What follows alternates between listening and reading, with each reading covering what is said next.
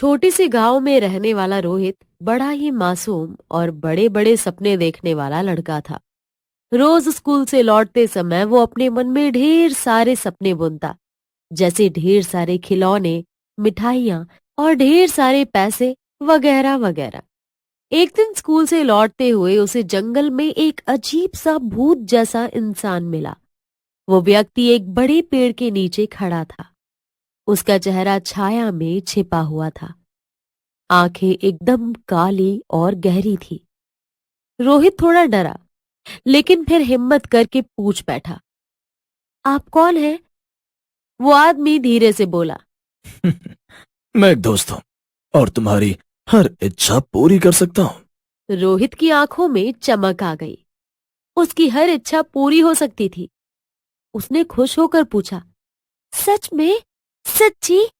क्या आप मुझे ढेर सारे खिलौने, पैसे, अच्छे कपड़े और मिठाइयाँ सब दिला सकते हो?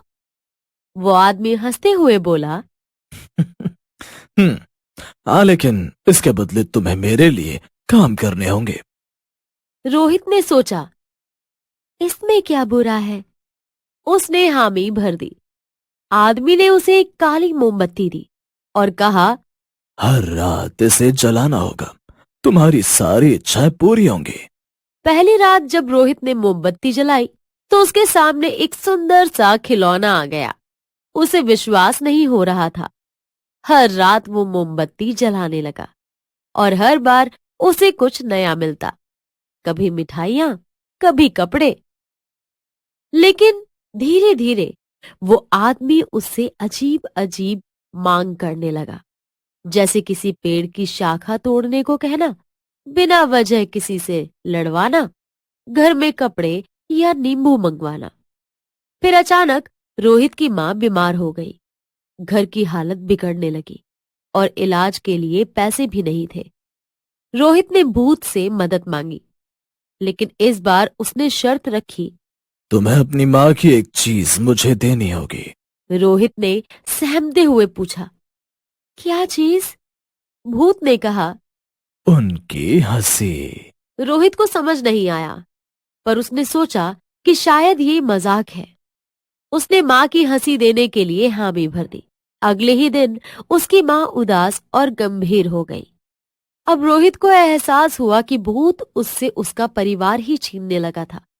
डरते हुए रोहित ने मोमबत्ती को बुझाने का फैसला किया ताकि भूत का असर खत्म हो जाए।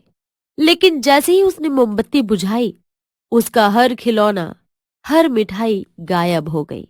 सबसे अजीब बात यह थी कि उसके परिवार के चेहरे और उदास हो गए थे, जैसे उन पर कोई गहरा असर हो गया हो। अचानक रोहित को अपने दादाजी की एक पुरानी कहानी याद आई, जिसमें कहा गया था कि अगर हम किसी बुरी आत्मा को उसकी खुद की चाल में उलझा दें, तो वो हमेशा के लिए चली जाती है।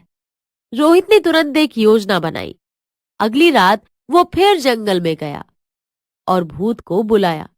उसने कहा, तुमने मुझे सब कुछ दिया, पर मेरी माँ की हंसी वापस कर दो। अगर तुम सच में मेरे दोस्त हो, तो माँ की हंसी लौटाकर मेरी एक आखिरी इच्छा पूरी कर दो। भूत कुछ देर के लिए सोच में पड़ गया और मुस्कुराते हुए बोला, तुम चालाक हो, लेकिन तुम्हारी आखिरी इच्छा मैं पूरी करूंगा।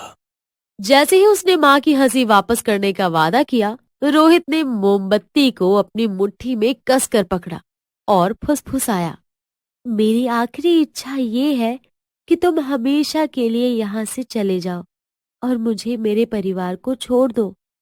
भूत चौंक गया, लेकिन वो अपनी बात का पक्का था। रोहित की बात माननी पड़ी और वो काली धुंध में बदलकर हमेशा के लिए गायब हो गया।